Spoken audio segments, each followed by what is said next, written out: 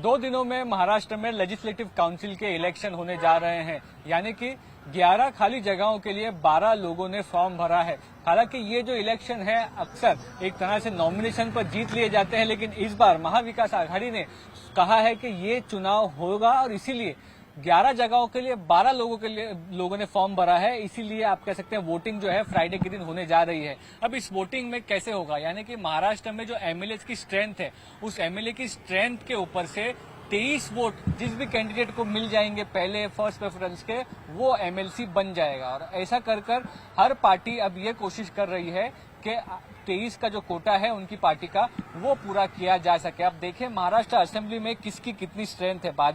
BJP के पास 103 MLA हैं, Ajit Pawar NCP के पास 40 एमएलए हैं, शिवसेना के पास 38 एमएलए हैं, तकरीबन 10 से 15 एमएलए का या उससे ज्यादा एमएलए का महायुति यानी कि शिवसेना, एनसीपी और बीजेपी को समर्थन है।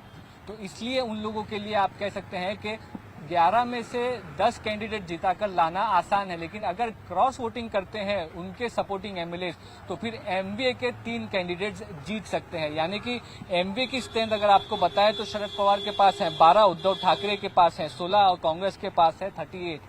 तो आप कह सकते हैं कि ये सारी सीटों को अगर मिलाए तो कांग्रेस ने अपने 3 कैंडिडेट खड़े किए हैं। आइडियली उन लोगों को 2 कैंडिडेट खड़े करने थे और बाकी के 9 कैंडिडेट महायुति ने दिए हुए थे, लेकिन अब क्योंकि 12 कैंडिडेट हो चुके हैं, आपको बता देते हैं कि ये 12 कैंडिडेट कौन है। पहले 5 कैंडिडेट बीजेपी के हैं जो कि सेफ दिख रहे हैं, 23 का वोट कोटा ये लोग पा जाएंगे और शायद हर आप कह सकते हैं कि पॉसिबिलिटी में एमएलसी बनते हुए इस वक्त तक तो दिख रहे हैं।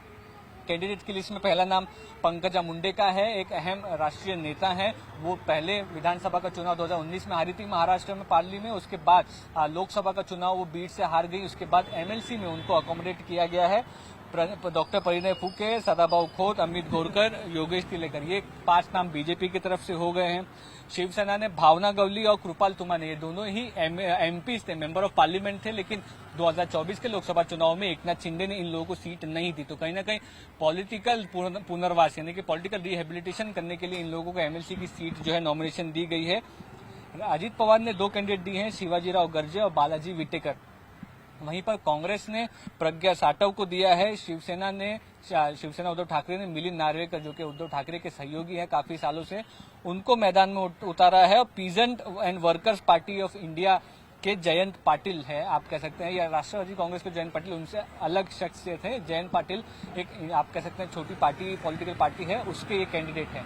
तो जयंत पाटिल की नॉमिनेशन जो हुई है उससे ये वोटिंग होने जा रही है। अब ये दिख रहा है कि एमवीए के कांग्रेस का एक और शिवसेना यूबीटी का एक कैंडिडेट मिलिंद नार्वेकर और प्रज्ञा साटव आसानी से जीत सकते हैं 23 के कोटे के हिसाब से।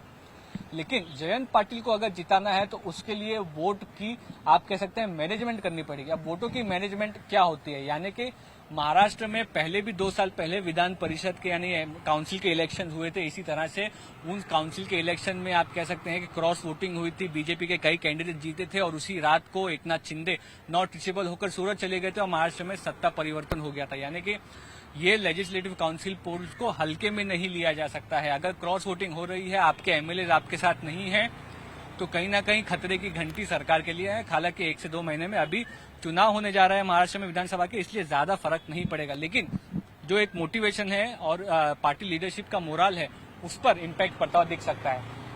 तो सीधा अगर गणित आप देखेंगे तो अगर महायुति के जितने वोट्स हैं, एमएलए हैं, उनको सारे वोट्स मिल जाते हैं तो वो लोग पूरे 9 सीट निकाल सकते हैं। लेकिन अगर ऐसा नहीं होता है, एमवीए के जयंत पाटिल भी जीत जाते हैं या एमवीए के तीनों कैंडिडेट जीत जाते हैं, मतलब क्रॉस वोटिंग हुई है, तो क्रॉस वोटिंग का सबसे ज्यादा खतरा बताया जा रहा है एनसीपी अजित पवार के एमएलए।